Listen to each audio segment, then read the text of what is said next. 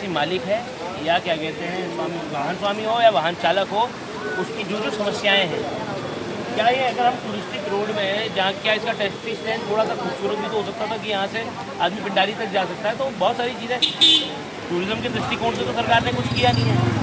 आप लोग रोज़ यहाँ पे हैं, आप लोग रोज़ RTO से भी डील कर रहे हैं, पुलिस से भी डील कर रहे हैं, सब कुछ कर रहे हैं। क्या क्या आपकी समस्याएं हैं, वो समस्याएं बेसिकली आज हम जानना चाहते हैं। मुद्दे पे बात का मकसद यही है कि आपके मुद्दे क्या हैं, आप बताएं। फिटनेस की जो समस्या है, फिटनेस वाला जो है, आपको क्यों आप फिटनेस के लिए भी पलायन करना पड़ेगा, हमें सुनने में आया यही है ना, फिटनेस के लिए भी पलायन हो गया है। ये हल्द्वानी में ही हो रही ना फिटनेस? नहीं, पाकिस्तान हो रही है अब हो गया ना, बीच में कई जगहों पे ऐसी समस्या हो रही है कि वहाँ से भेज कर अल्मोड़ा कि हल्द्वानी जाओ फिटनेस कराने, क्यों जाना है। तो ये सारे ये जो मुद्दे हैं, सड़कों की क्या स्थितियाँ चल रही सड़कों की, आप लोगों के वहाँ भाई साहब, जब कोई आदमी टैक्सी चला रहा है, अगर वो दानपुर ऊपर जा रहा है उधर साइड, तो आधा जितनी इसकी कमाई आधे से ज़्यादा तो उसकी गाड़ी की मेंटेनेंस में जाएगी। सड़कों की क्वालिटी अच्छी होगी तो आपकी गाड़ी की भी रिपेयर एंड मेंटेनेंस करें और बातों पर। आपको क्या प्रॉब्लम है? कोई समस्या नहीं है, बताओ आप, जो हमसे होगा हम आगे बढ़ाएंगे।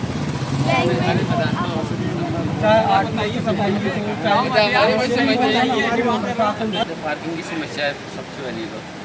गाड़ियाँ लगे हुए गर्मी की सीजन में सवारी बैठ नहीं सकती गाड़ी के अंदर, नंबर आता नहीं, गाड़ियाँ इतनी धक्का मारूंगी, बड़ी गाड़ियों का नंबर आ रही है, बड़ी गाड़ियों का एक्सीडेंट कर रहा है, कारें इतनी आई और 5 मिनट में कारें अप डाउन चलती रहती, तो पुलिस वालों वहाँ तो सवारी बैठ नहीं रही, फास्ट होती सवारी।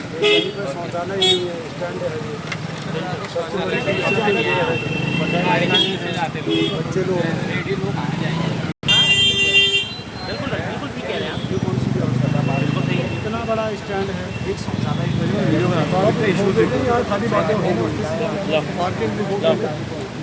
आप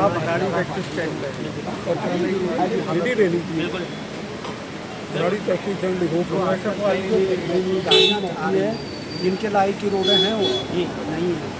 वो गाड़ी वाहन स्वामी वो गाड़ी को करने के आ रहा है, साल भर में गाड़ी पहुँच जाए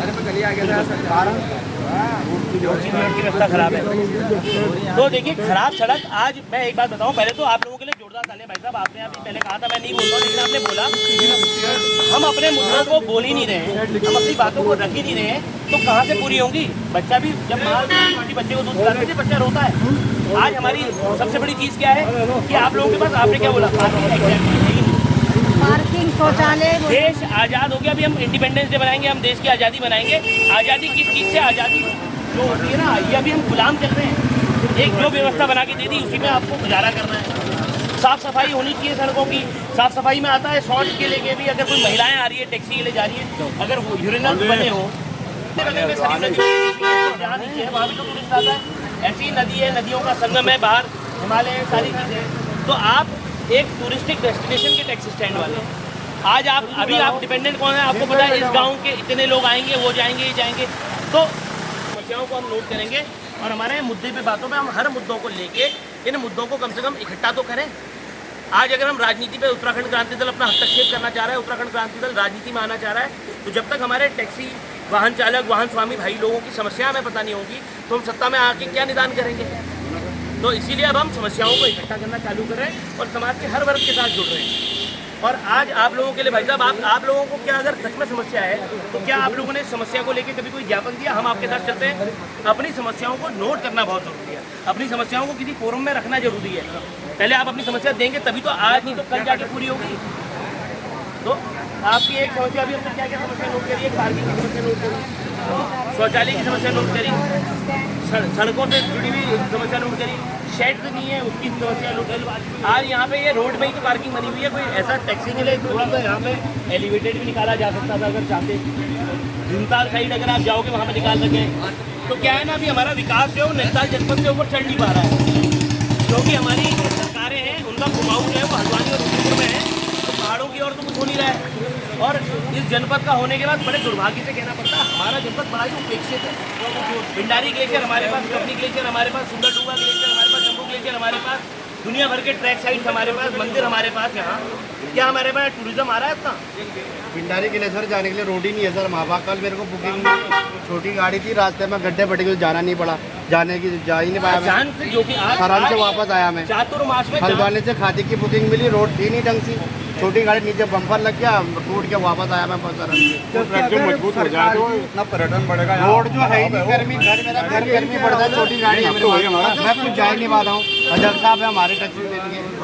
अगर सरकार की इच्छा शक्ति होती ना तो सबसे ज़्यादा पर्यटन डेवलप यहाँ हो सकता था बाकी जैसे पिंडारी ग्लेशियर या मिलम हो गया, सूरज डूंगा हो गया, कई ग्लेशियर यहाँ से जाते हैं।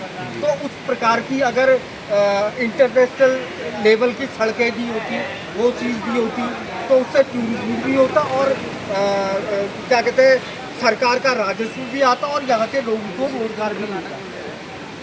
ये रोड से ही वंचित है लोग।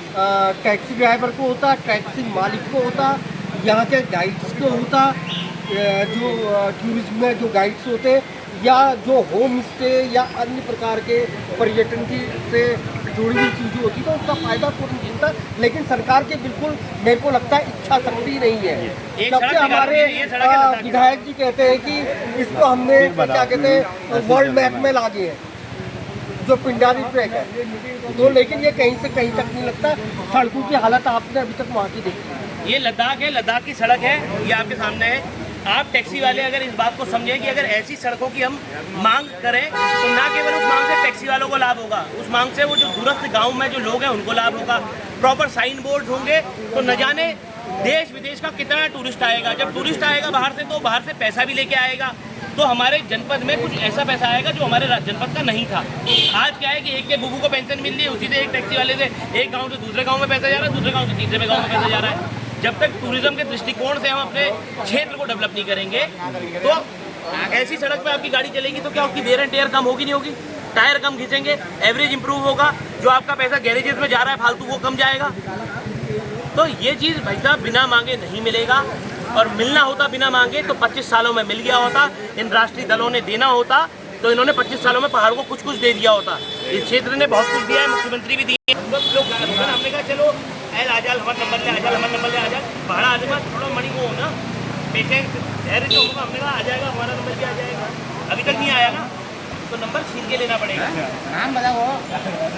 और टैक्सी स्वामी और कोई है इस तरीके का आपके ATS से रिलेटेड कोई इशू है, RTO रिलेटेड कोई इशू है आपके?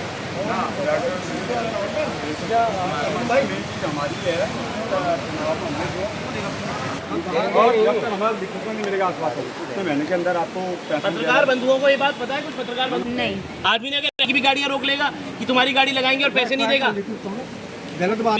सरकार भी जैसे किसी आदमी से आपसे भी कोई अगर कोई कार्रवाई करती, पहले आपको एक नोटिस देती है, उसके बाद दूसरा नोटिस देती है, लेकिन उसके बाद में सख्त कार्रवाई करती नहीं करती है। क्या आज अगर हमारे टैक्सी वाहन स्वामी वाहन चालक जो हैं वो इकट्ठा होकर अगर क्या अपनी मांग के लिए कह नहीं सकते कि भैया हम क्या आप इंसान हो क्या या जानवर हो, कि आपने 4 ज्ञापन दिए तो क्या कार्रवाई हुई? प्रशासन का आपके टुवर्ड्स कोई भी वो नहीं है। आपकी सिर्फ गाड़ी कैप्चर करने के लिए कि अगर कोई प्रोग्राम आ रहा है तो अलाओ भाई 30 गाड़ियाँ लगा दो, उसकी पेमेंट मत दो। तो ये आप लोग अपने आप के अंदर भी थोड़ा सा झांक के देखिए। इलेक्शन तो दूर रहा, जब इनके जो राष्ट्रीय लेवल के जो नेता आते हैं ना उसके लिए भी इनकी गाड़ियाँ जब्त कर ली जाती है। मेन चीज ना सब चीजें होने को सबको जगाना पड़ता है, कोई जगता नहीं टाइम, गाड़ी वाले नहीं जगते हैं। हम कितने बार 4 जने 6 जने चलो बोला तो कोई आता नहीं है। एक अभी 6 जने 8 जने चलते हैं, 50 जने 100 जने 150 जने चलो सब होगा ना वहाँ पे। तो अध्यक्ष जी यूनिटी तो आप लोगों को भी अरे कोई कहते मैंने नंबर में जाना, कोई कहते मैंने वहाँ जाना। ये बात जो बाकी भाई लोग जो दूर बैठे हुए टैक्सी वाले जो सुन नहीं रहे हैं, अगर आप लोग जैसे जब आपके अध्यक्ष कहते हैं ना किसी चीज़ के लिए इकट्ठे हो जाओ, यूनिटी इज स्ट्रेंथ, एक लकड़ी यूँ टूट जाती है, संगठन को तोड़ा नहीं जा सकता ना। तो अगर आप लोग भी संगठित होके, अब जिनको अपना पैसा फंसा हुआ नहीं खल रहा है और जिन्होंने धारणा बना ली है कि सरकार तो ऐसी ही है, सरकार तो पैसे देगी नहीं, तो वो अपना बुरा नहीं कर रहे, अपना नुकसान नहीं कर रहे, अपने आने वाली पीढ़ी के लिए एक गलत बीज बो के जा रहे हैं। जब आज आप अपने अधिकारों के लिए सरकार के आगे आप होपलेस हो चुके, आपने उम्मीद हार दी है, तो आप अपने आने वाली पीढ़ी को क्यों आगे बढ़ा रहे हैं? क्या ऐसे समाज में हम अपने बच्चों को पैदा करना चाहते हैं? क्या ऐसे समाज में हम छोड़ना चाहते हैं जहाँ पे नेता के लिए तो फ्लीट चल रही है, सारी चीजें हो रही है, उनकी गाड़ियों में तेल भी भरा जा रहा है, जिस समय हमें तेल नहीं मिल रहा है वो उनकी गाड़ियों में तेल भी हो रहा है, उनके लिए सारी सुविधाएं हो रही हैं। मोदी जी अभी यार रातों रात मोदी जी को कोई बुला देगा पिंडारी, तो रातों रात पिंडारी की सड़क बनने का भी पैसा आ जाएगा। लेकिन गांव में जो महिलाएं आ रही है, जो प्रसव में जा रही है, जो कई मर जा रही है, कई बुजुर्ग हैं जो बीमार है, पता नहीं कैसे पहुंचते नीचे तक, जिनको रेफर होने से पहले, अस्पताल पहुंचने से पहले हल्द्वानी पहुंचने का बोर्ड दिख जाता है। यहाँ से डिस्ट्रिक्ट हॉस्पिटल बाद में पहुंचता है आदमी, पहले बोर्ड लगा होगा हल्द्वानी के अस्पताल का। अरे पहाड़ की जनता अपनी गैरत भाई साहब थोड़ा तो देखो, ये आज नहीं जागोगे दाजू, आप तो देखो, आपकी जिसकी दाढ़ी सफेद, जिसके बाल बड़े, उसकी जिंदगी कट गई। जो आने वाले बच्चों के बारे में तो सोचो यार, आने वाले बच्चों का क्या होगा? जो छोटे छोटे बच्चे हैं, जो आज पहाड़ में स्कूलों की हालत कैसी है आपने देखी? प्राइमरी स्कूल 1 कमरे का हॉल है बस, उसमें बच्चा पढ़ रहा है। 5 क्लासेस एक साथ चल रही है। प्राइवेट स्कूल खोलने हैं तो उसमें 5 कमरे हैं।